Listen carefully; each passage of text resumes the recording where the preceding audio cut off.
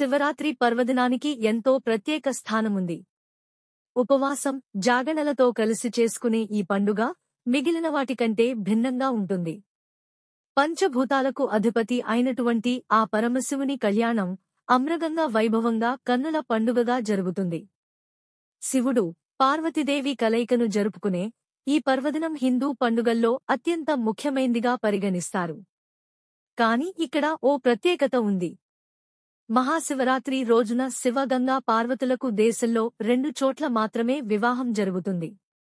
మొదటిది అలహాబాద్లోని త్రివేణి సంగమంలో, రెండోది తెలంగాణ రాష్ట్రం ఖమ్మం జిల్లా ఖమ్మం రూరల్ మండలం తీర్థాల గ్రామంలోని సంగమేశ్వరుని ఆలయంలో ఈ కళ్యాణం జరుగుతుంది.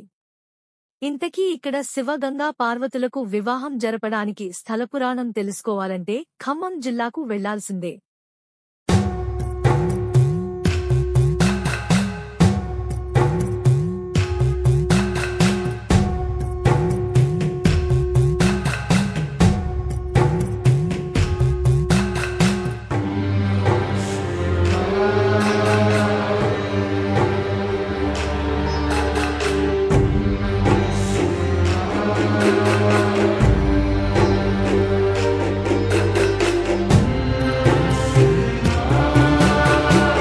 ఆకేరు, మున్నేరు, బుగ్గేరు 3 నదులు కలిసి త్రివేణి సంగమంగా పేరుగాంచిన ప్రాచీన శైవక్షేత్రం శ్రీ సంగమేశ్వర స్వామి దేవస్థానం.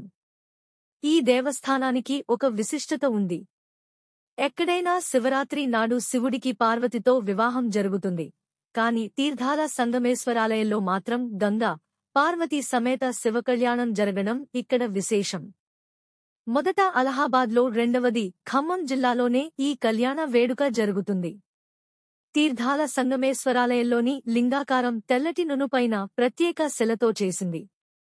పానవట్టల్లో విడిగా తీసిపెట్టేందుకు అనువుగా ఉన్నట్లు నిర్మించారు. పాలరాయిలా నునుపైన మెరుపుతో ఉండే ఈ శివలింగం చాలా ఆకర్షణీయంగా ఉంటుంది.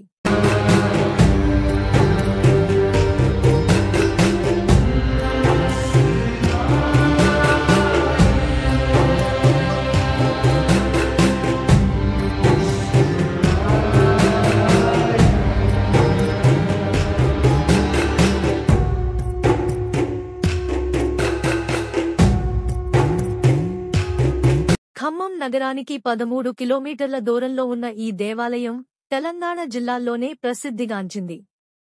ఈ స్వామిని వేడుకుంటే కోరిన కోర్కెలు తీరుతాయని, దర్శించుకుంటే పాపాలు తొలగిపోతాయని భక్తులు అమితంగా విశ్వసిస్తారు.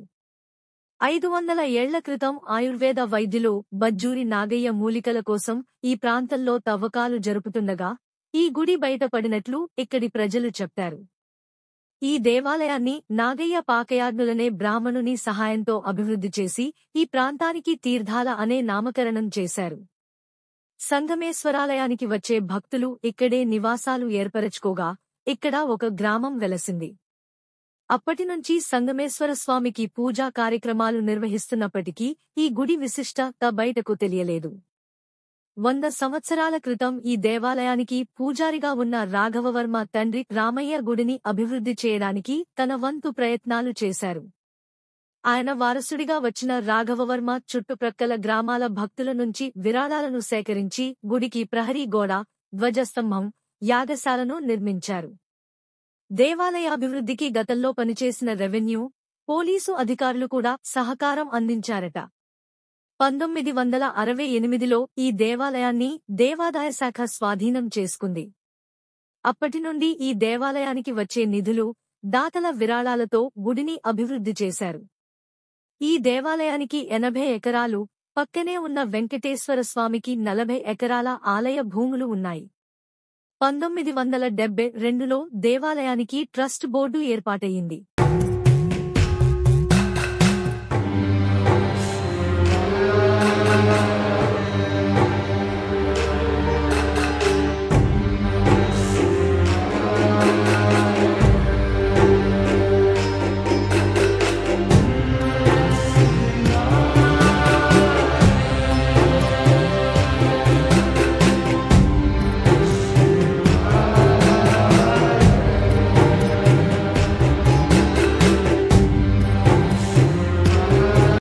శివరాత్రికి మహాశివునికి పార్వతీదేవికి కళ్యాణం జరగటం సహజం కాని ఇక్కడ గంగా పార్వతీదేవులతో ఆ పరమశివుడికి కళ్యాణం జరుగుతుంది.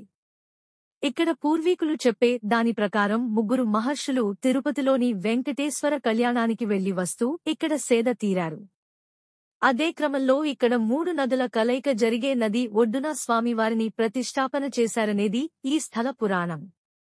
పురాణాల కాలం నాటి ఇతిహాస చరిత్ర ఈ ఆలయం యొక్క గొప్పతనాన్ని తెలియజేస్తున్నాయి. సంగమేశ్వరస్వామి దేవాలయం 3 నదుల కలయికతో ఏర్పడి పుణ్యక్షేత్రంగా ప్రసిద్ధి చెందింది. ఖమ్మం జిల్లాలో 3 నదులు కలిసే ప్రాంతంలో ఉన్నది సంగమేశ్వరుని గుడి. ఈ ప్రాంతాన్ని కూడలి అని కూడా పిలుస్తారు.